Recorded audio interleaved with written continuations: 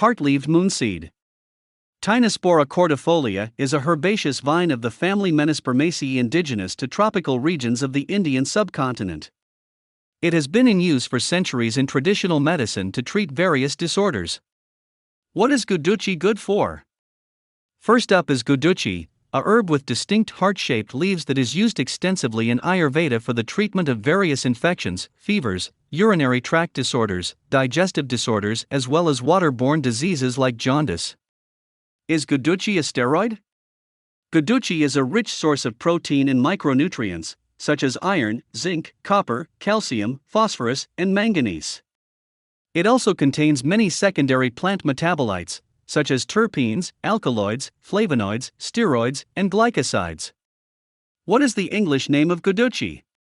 Tinospora cordifolia. Tinospora cordifolia, common names Gurjo, heart-leaved moonseed, Guduchi or Jiloi, is a herbaceous vine of the family Menispermaceae indigenous to tropical regions of the Indian subcontinent. Can we use Guduchi daily? The herb, when taken regularly, can do wonders for your overall health. In fact, Jiloi has been approved by the Food and Drug Administration to be used as a remedial medication. When should I take Guduchi? Yes.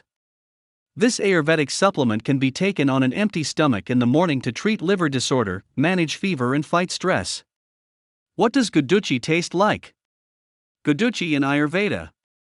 Guduchi has a unique and unusual set of energetics that make it beneficial for all three doshas and especially balancing for Vata and Pitta. Its rasa or taste is bitter, astringent, and pungent, helping clear both Pitta and Kapha from the system.